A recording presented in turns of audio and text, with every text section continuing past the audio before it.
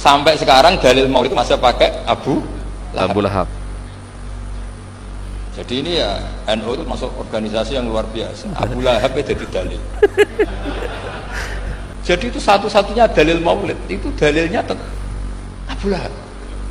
Demi untuk melegalkan maulid Nabi itu nggak apa-apa orang kafir, Abu Lahab, penghuni neraka jahanam, kekal di neraka jahanam selama-lamanya teman-teman, dijadikan sebagai hujah untuk perayaan maulid Nabi.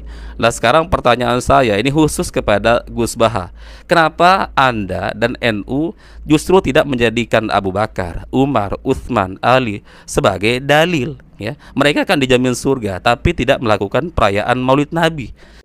Kalau ada orang mengaku ahlu sunnah tapi tidak mau maulid, itu berarti sunnah abal-abal alias aliran wahabi. Katanya teman-teman, ciri-ciri ahlus sunnah wal jamaah itu salah satunya adalah melakukan perayaan maulid Nabi.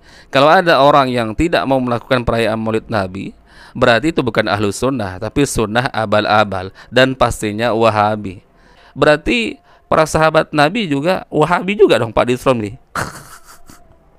Abu Bakar Wahabi, Umar bin Khattab Wahabi, Utsman bin Affan, Ali bin Abi Thalib Wahabi, kemudian Urwah bin Zubair, ya, kemudian para sahabat yang lain juga Wahabi semua teman-teman, karena tidak melakukan perayaan maulid Nabi. Tabi'in Wahabi semua, Imam mazhab Wahabi semua, Imam Bukhari, Imam Muslim, Abu Dawud, At-Tirmizi, ya, Ibnu Majah, Ibnu Katsir, semuanya Wahabi teman-teman, karena tidak melakukan perayaan maulid Nabi. Jadi yang ahlus sunnah wal jamaah itu adalah Pak Idrus Ramli dan NU sendiri teman-teman, aswajahnya.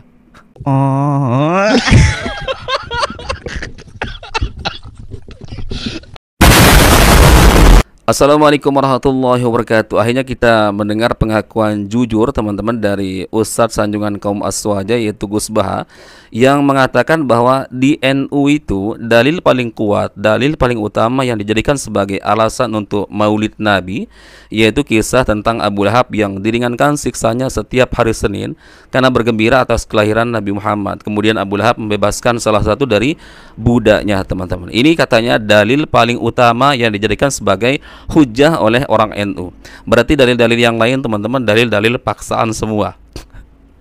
Dan dengan bangganya Gus Baha mengatakan inilah luar biasanya NU, Abu Lahab saja dijadikan sebagai hujah katanya. Ya Allah ya Karim.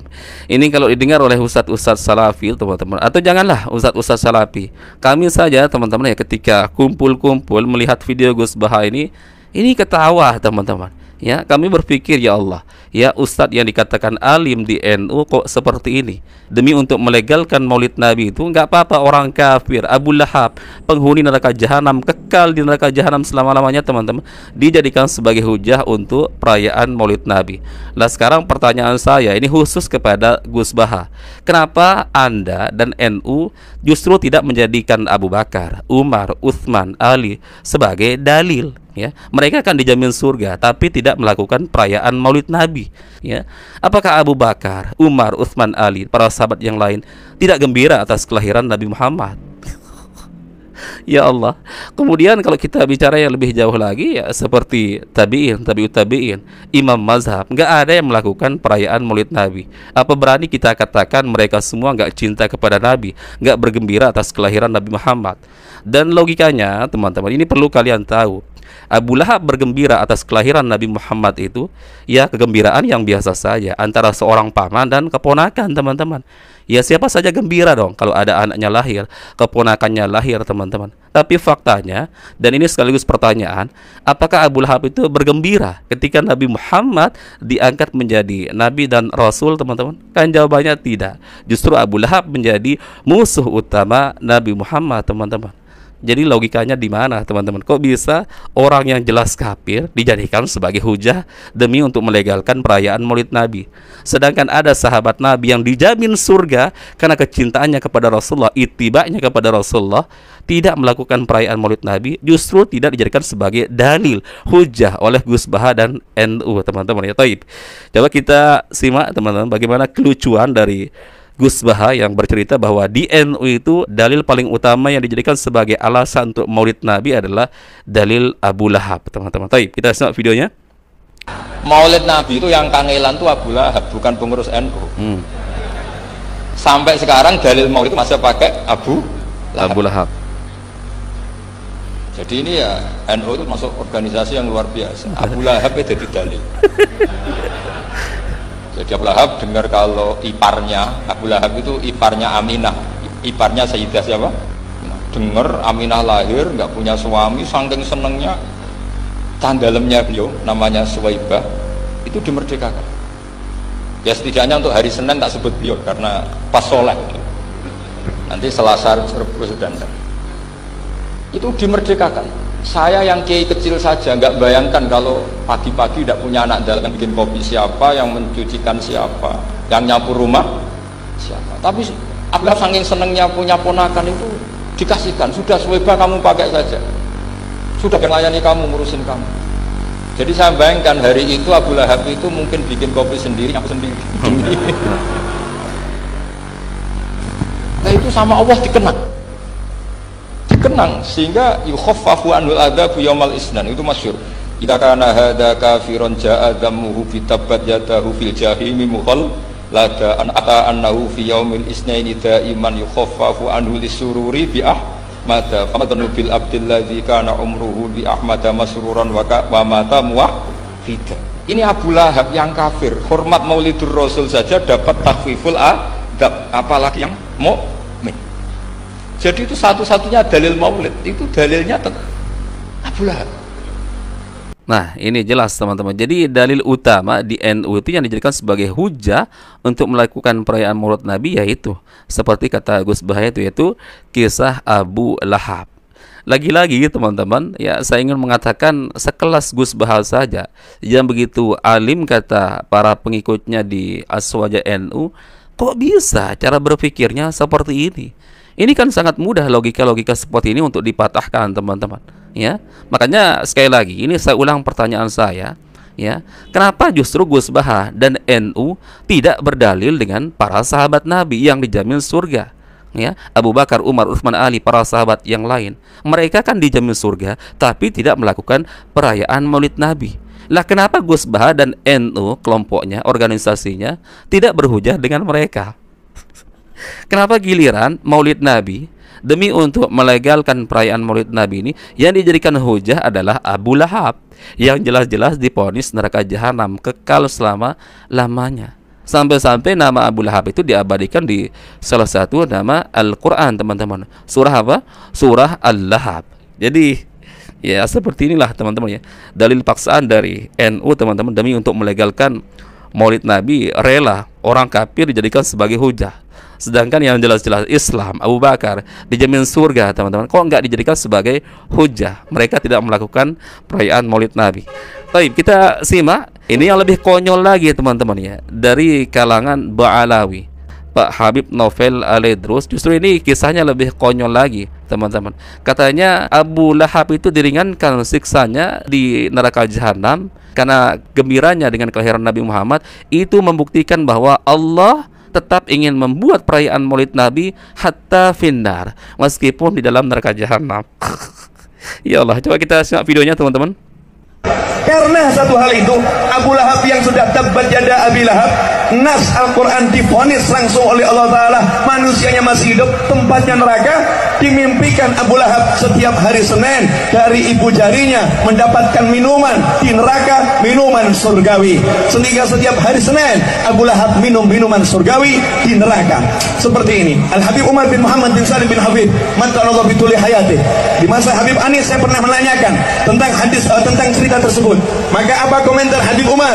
Habib Umar mengatakan Allah Ta'ala ingin membuat Maulid Nabi hatta finnar, sampai di nerakanya Allah Ta'ala. Ya, teman-teman, Allah ingin membuat Maulid Nabi hatta finnar, meskipun sampai di dalam neraka jahanam. Gimana rupanya teman-teman perayaan Maulid Nabi yang biasanya ada genumbrengannya teman-teman, ada rebana dibunyikan teman-teman, kemudian ada makan-makan di dalam neraka jahanam. Ya Allah, konyol ya, ahlul bid'ah konyol banget teman-teman. Kalau sudah namanya membela perkara bid'ahnya itu, ya, sampai yang ngarang-ngarang dalil, dan ini dalilnya palsu teman-teman. Ada di salah satu kitab, ini pernah juga diungkap oleh ustadz kita teman-teman. Ini riwayatnya riwayat palsu.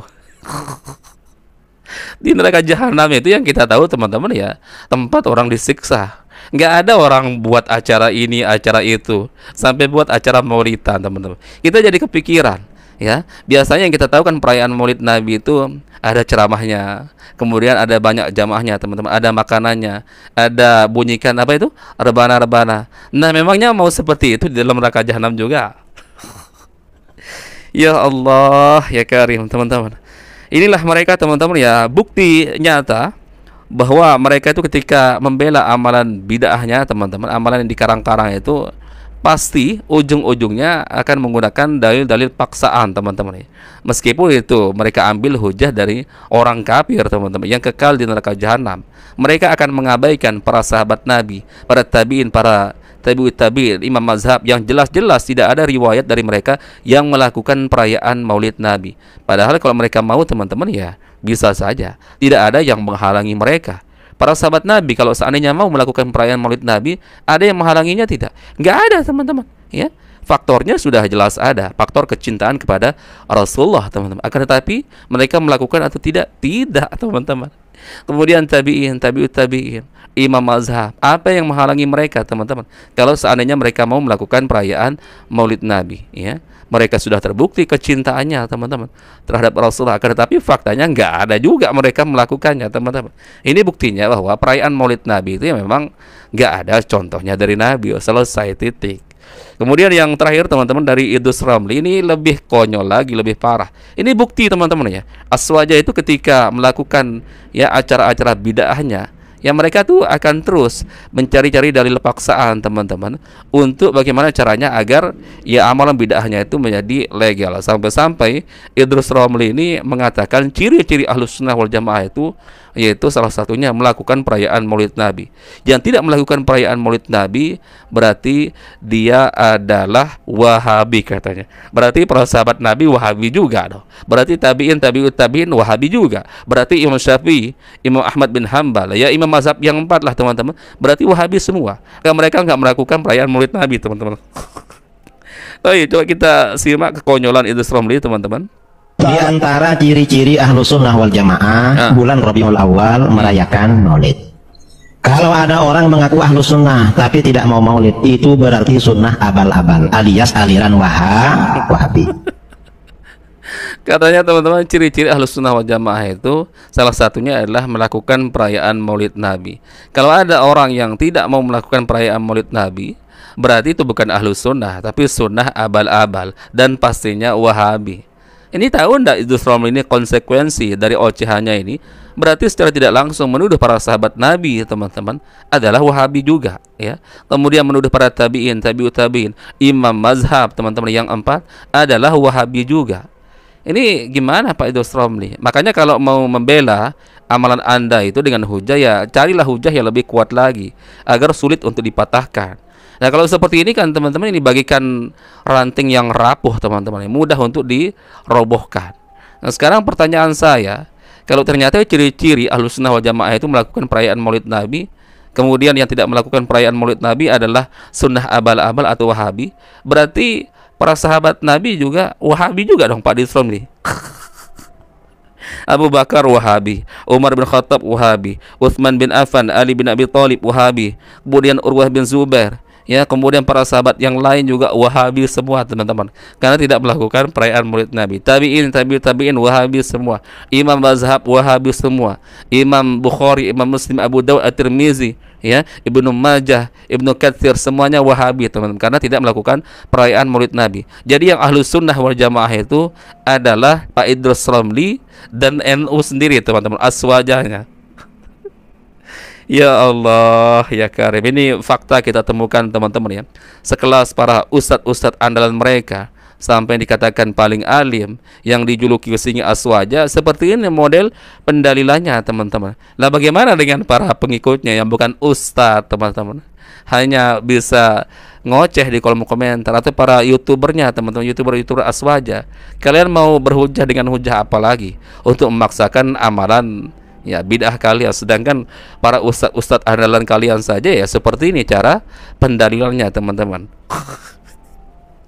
Ya Allah, saya tunggu ya dalil yang lebih hebat lagi, ya, dalil yang sulit untuk kami patahkan. Coba munculkan lagi, Siapa tahu nanti kalau memang benar ada dalilnya, tidak bisa dipatahkan teman-teman ya, kita akan lakukan juga perayaan Maulid Nabi teman-teman ya. Baik, mungkin itu yang bisa kita share teman-teman di video kali ini. Semoga ada manfaatnya sebagai sharing-sharing kita. Insyaallah kita bertemu lagi di video berikutnya. Assalamualaikum warahmatullahi wabarakatuh. Barakallahu fikum. Assalamualaikum warahmatullahi wabarakatuh.